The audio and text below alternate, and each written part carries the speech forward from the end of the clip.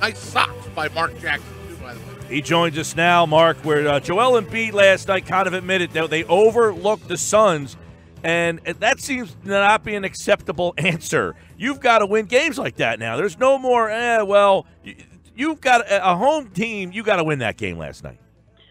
Yeah, that was difficult. That was a difficult one to swallow. I know you get some letdown games during the course of the year, but when you're 76ers are young. Yeah, they had some early success, but they're young.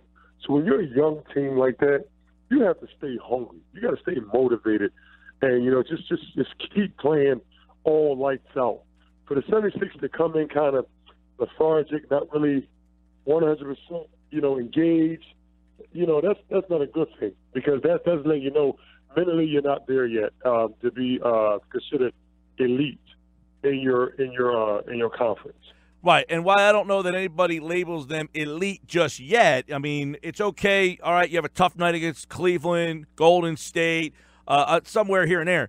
That Phoenix team is just not very good at this stage of the game. I mean, the kid Booker played out of his mind last night, but isn't that – I mean, that's a frustrating loss last night because you're flat out ahead of where that team is. You should be. At least you hope you were flat out ahead of where that team is, but unfortunately, you look like we're not. That was a mental collapse, a mental letdown. And, I just think Joel, and we got to admit, Joel's been so candid and honest since day one. He said we took it for granted and we lost the game at the jump ball, and I had to. Which I like to hear. Exactly. At least he's honest. When guys are not blind with their thoughts and they're open and honest, you can make corrections. So just for him to admit that is already the jump in the start to make a change on that mindset. It's just a shame they let that slip through, because wins are not guaranteed. You playing against other professionals, it's not guaranteed you're going to win your game automatically.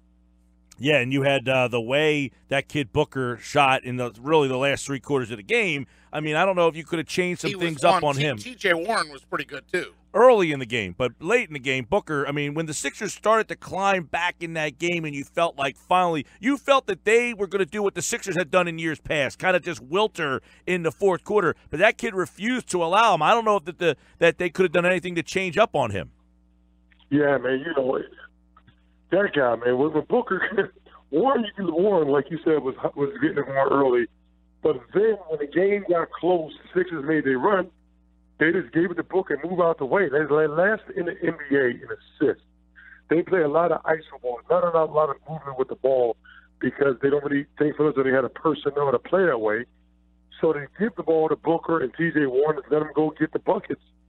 So that's it. Nothing changed last night. But what was interesting to me, and I brought it on the post game, is you let the worst team in the league in assists out-assist a top 5 in the NBA in assists.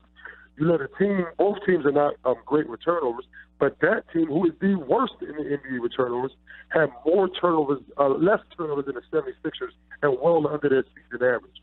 To me, that's just letting you know it wasn't enough restraint. It wasn't a wall built up. They had their way with the 76ers defensively, and 76ers didn't give them an answer. And that's concerning to me. When the proof's in the pudding, you are what you are. The 76ers have been a pretty good defensive team. They're forcing teams into high turnovers, but even though they turn over themselves, but it's just the worst team in the NBA in assists. I mean, it's the worst team in assists and the worst in turnovers has less turnovers than you and more assists than you as a ball club. To me, that's disturbing. Yeah, Mark, I know that Brett Brown and the Sixers pride themselves on defense, and that was far from an effort to be proud of. But sometimes if your defense is deficient, you can still shoot your way out of it, and yet they went 7 for 30 from the three-point line. Are you starting to get concerned about the Sixers and their three-point ability? Am I getting concerned? No, because I know Brett Brown gives them a green light to shoot threes at will, but to me, Rocco, J.J. Redick, Jared Miller shoots threes so good because Joel Embiid forces the double team, so those guys get a lot of easy shots.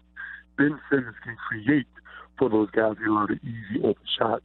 To me, it was kind of concerning that they shot a lot of contested three-pointers. That is one thing I have an issue with. Contested three-point shots is never a good thing, especially when you don't have Joel Embiid on the floor and Ben Simmons not 100%. is just not a good look, because that's meaning you're just shooting at will. You're not have a strategy. There's no ifs, ands, or buts about it. No matter what, I'm going to shoot the ball because I'm known as a good shooter. That's not the proper way to look at it. Since you're old school, I would bet that you were in favor of Ben Simmons at least trying to go, given the fact that he didn't feel well. But like the modern NBA, he's out, right? But this guy at least tried to get out there and contribute. Oh, yeah. Of course. We've all played with the flu. I mean, to be honest, we all have. Every player in NBA history has probably played with the flu at one time or another in their career. I was just, yes, give it a try, see how you do. If you can't go and you don't think you give 100%, then sit, at least try. But, I think it's good because, let's be honest, a lot of guys worry about their numbers. They say, I'm not 100%. I don't think I can get my numbers, so I'm just going to sit and take a step. And give it a go, and not just get it a go.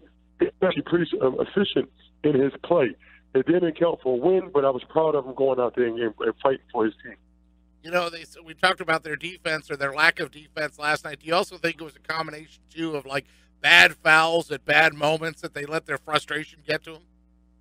Yes. There was a couple of frustrated things. And see, that things, those things are not just bad fouls. Those are momentum changers. Because when you make a run, when you fight, you dig down deep, you go that route, you do good, and then you say somebody gets technical. Somebody gets a bad foul. Okay, the TLC foul, I don't necessarily think it was a bad foul. I just really think that at that given time, that point, he just hit him in the face. I don't think it was nothing mischievous about it. He's caught him 2 inches more. He just had our arm. It wouldn't have been a flagrant foul, but he got a little bit of face. They call it flagrant. That one, but the Gerald Bill is technical. That's momentum change. You make it a run. You got the lead down to 6, and then boom, you get that 10. That's a good thing. Yeah, and that one, he kind of waved his hand at the official, and then down the other end, you had right at the end of the third he quarter. also said some things too. Okay. Well, I figure these are all grown men. They're all saying things at these officials. But Tyson Chandler down the other end, Brett Brown was kind of saying, "Hey, my guy just kind of waves his hand and says something." But regardless, let me ask you this, Mark. They haven't had TJ. Some people would say, not that big of a deal. But how much are they losing with him not out there? Hey, listen, man. We all say, and I'm gonna be honest with you. I was one of the guys 2 years ago that felt as though TJ was the NBA player. I'm just gonna be honest with you. I'm gonna call the house. 2 years ago, he was an NBA player, but as of now, this guy has developed his game, and he's a very important piece to what the 76ers are attempting to do here, and that's to be a very good basketball club. When you can have a backup point guard that can give you that kind of defense off the bench and that kind of ball security, assistant team getting to. Hey, listen, for me, TJ is a great backup point guard, and they got to be careful because there's a lot of teams that wouldn't mind having that backup point guard wearing their uniforms. All right, Sixers off till Thursday. They play the Lakers. You'll hear the game here on 97.3 ESPN. It's a primetime game. Maybe TJ will be back. Yeah, and he's supposedly getting ready to come back. Marc Jackson, Sixers pre- and post-game live on NBC Sports Philadelphia and right here on the Sports Bash. Nice socks, Mark. Yeah, thank you very much.